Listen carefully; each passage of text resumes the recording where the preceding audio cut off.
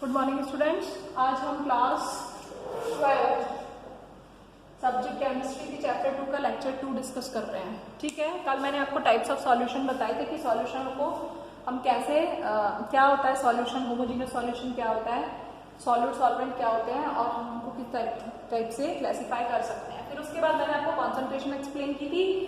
तो जो कॉन्सेंट्रेशन थी हमारे पास, जो कॉन्सेंट्रेशन थी उसको हम बहुत तरीके से एक्सप्लेन कर सकते हैं। परसेंटेज, मास परसेंटेज, किस किस टर्म में बताई थी? Mass percentage, volume percentage. ठीक है, मास परसेंटेज क्या बताई थी? Small w upon capital W into 100, यही बताई थी। Volume percentage small v upon capital V into 100। ठीक है, मास अपॉन वॉल्यूम परसेंटेज ये हो गई। मास अपॉन वॉल्यूम, सारी चीजें क्या है? ये सॉल्यूट का मास है, ये सॉल्यूशन का मास है, ये सॉल्यूट का वॉल्यूम है, ये सॉल्यूशन का वॉल्यूम है, ये मास सॉल्यूट का है, ये सॉल्यूशन है। ठीक है, ये चीजें मैंने आपको बता दी थी, अब इसके न्यूमेरिकल भी सॉल्व करवा दिए थे। फिर उसके बाद हमारे पास क्या था? मोल फ्रैक्शन था। मोल फ्रैक्शन देखिए क्या होता है, ये हमने 11th में बहुत सारा पढ़ा है। इसको हम जाई से रिप्रेजेंट करते हैं। हमारे पास मान लीजिए 2 कंपोनेंट्स हैं ए और बी, इन दोनों से मिलकर आपने एक सॉल्यूशन बना लिया। ठीक है, यदि इसके n मोल है, इसके Na मोल है और इसके Nb मोल है, तो क्या होगा? तो जाई ए का मतलब ए कंपोनेंट का जो मोल फ्रैक्शन है that will be equal to Na upon Na plus Nb। ठीक है, और जाई बी क्या होगा? जाई बी होगा Nb upon Na plus Nb, यानी जिस कंपोनेंट का आपको मोल फ्रैक्शन निकालना है उसके मोल अपॉन टोटल। ठीक है, और जाई ए प्लस जाई बी इज इक्वल्स टू कितना होता है? 1 होता है। ठीक है, इसकी मैंने आपको जूम में क्लास करवाई थी। क्लियर?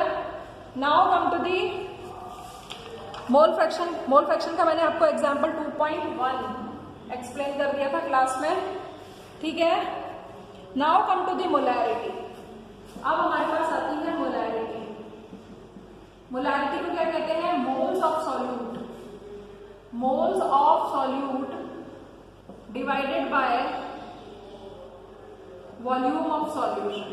वॉल्यूम ऑफ सॉल्यूशन किसमें? In litres. क्लियर? मोलैरिटी को हमेशा कैपिटल M में रिप्रेजेंट करते हैं, और जो मोलैरिटी होती है वो टेम्परेचर बढ़ाने के साथ हमेशा क्या होती है? कम होती है। ये आपको ध्यान रखना है। Molarity is a temperature dependent quantity. Clear? अब इसका क्वेश्चन हम सॉल्व करेंगे कि आपको कैसे निकालना है मोलैरिटी। तो मोलैरिटी का क्वेश्चन देखिए, मोलैरिटी का क्वेश्चन है आपकी, ठीक है, क्वेश्चन उसने कहा है कि 15%, क्वेश्चन में उसने कहा है कि 15% H2SO4 दिया हुआ है उसने आपको 15%। क्लियर है ना? 15% H2SO4 सॉल्यूशन दिया हुआ है और उसकी डेंसिटी उसने आपको दे रखी है कितनी? Density is given 1.020 gram centimetre cube, gram centimetre cube. ठीक है, ठीक है, उसने आपको एक सॉल्यूशन दिया है जो कि 15% दिया है। 15% सॉल्यूशन, 15% आप कह सकते हो 15% W/W, ऐसे समझिए 15% W/W दिया है उसने। तो अब वो आपसे कह रहा है फाइंड मोलैरिटी। आपको फाइंड M, सॉल्यूशन की मोलैरिटी कैसे, कितनी होगी, कैसे सॉल्व करेंगे आप? देखिए, सबसे पहले 15% W/W दे रखा है, यानी 100 ग्राम सॉल्यूशन में 100 ग्राम सॉल्यूशन है, उसमें 15 ग्राम H2SO4 है और 85 ग्राम क्या है? 85 ग्राम वाटर है।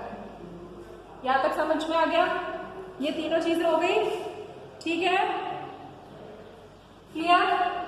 अब मोलैरिटी का फॉर्मूला, ये चीज निकालिए, मोलैरिटी का फॉर्मूला। मोलैरिटी का फॉर्मूला यहां पर लिखा हुआ है, तो अब आप देखिए कैसे करेंगे कि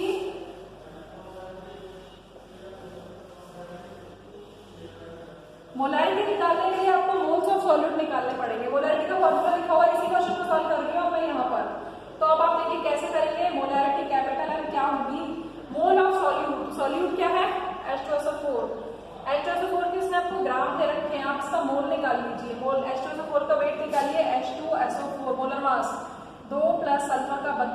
6 चौक 64 तो 98। ये क्या हो गया, देखो ये क्या हो गया, मोल्स ऑफ सॉल्यूट। फॉर्मूला याद होना चाहिए, पहले मोल्स ऑफ सॉल्यूट बना दिया आपने, ठीक है। अब आपको कह रहा है वॉल्यूम ऑफ सॉल्यूशन। सॉल्यूशन कितना दे रखा है उसमें, 100 ग्राम, यानी उसने आपको मास दे रखा है। क्या दे रखा है, मास दे रखा है। आपको एक फॉर्मूला बताया हुआ है m बराबर vd, ये मैंने 11th में भी पढ़ाया था, मास बराबर वॉल्यूम इनटू डेंसिटी। आपको उसने मास दे रखा है, लेकिन आपको निकालनी क्या है, मोलैरिटी, और मोलैरिटी में यू रिक्वायर्ड वॉल्यूम। तो वॉल्यूम निकालने के लिए क्या करोगे आप, मास में डेंसिटी का भाग दे दोगे, मास में, ये मास हो गया, ठीक है। मास कितना है, मास है 100 ग्राम, 100 ग्राम। एंड डेंसिटी कितनी दे रखी है, मास किसमें है, ग्राम में, डेंसिटी कितनी दे रखी है, 1.020। क्लियर, ठीक है। इस वैल्यू को हम कर देंगे। तो देखो ये डेंसिटी किसमें है, ग्राम पर सेंटीमीटर क्यूब। ग्राम से ग्राम कैंसिल हो गया, सेंटीमीटर क्यूब आ गया आपके पास। सेंटीमीटर क्यूब माने it's a litre, it's a mole, okay. इसको सॉल्व करेंगे, your molarity will come. Clear. तो जो मोलैरिटी आपकी आएगी दैट विल बी कितनी होगी, दैट विल बी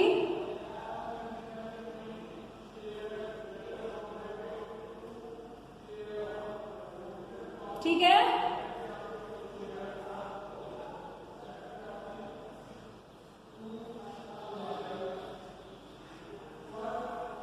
ये आपका जो आएगा ये सेंटीमीटर क्यूब होगा। यहाँ पर एक चीज और देखिए, ये जो आपका आएगा दैट इज सेंटीमीटर क्यूब। ये सेंटीमीटर क्यूब हो गया, लेकिन आपको ये किसमें चाहिए, ये लीटर में चाहिए।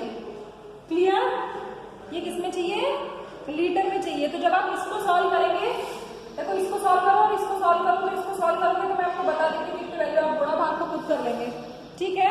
तो जब आप इसको सॉल्व करेंगे ऊपर वाले को, तो ये तो आ जाएगा 0.153 मोल। देखना जरा यही आता है तो सॉल्व करके। और जब आप इसको सॉल्व करेंगे नीचे वाले को, तो ये आ जाएगा 98.04 सेंटीमीटर क्यूब। अभी तक यही आ रहा है, यहाँ तक क्लियर हो गया। अब आपको क्या करना है, आपको वॉल्यूम ऑफ सॉल्यूशन किसमें चाहिए, लीटर में चाहिए। 1 litre, 1 litre equals to 1000 centimetre cube होता है।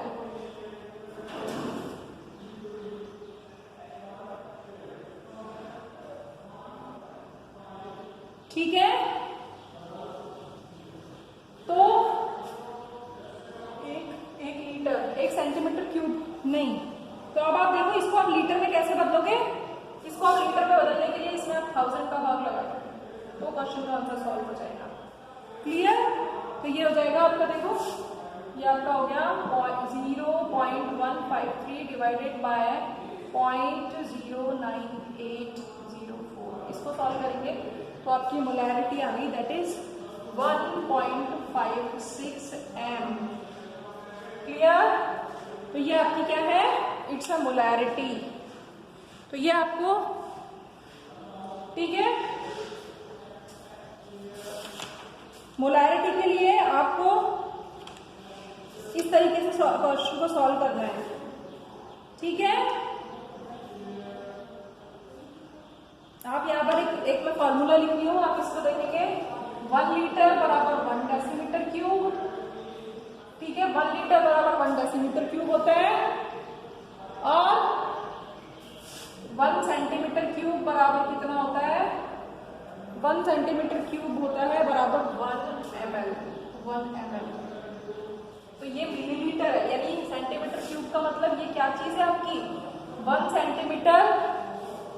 सेंटीमीटर क्यूब बराबर 1 मिलीलीटर, यानी ये आपका क्या है, ये ml है, आप ऐसे समझिए। तो ml, मिलीलीटर को लीटर में बदलोगे, 1 लीटर में यहाँ देखो 1 लीटर में कितने मिलीलीटर होते हैं, 1000 मिलीलीटर होते हैं, ठीक है।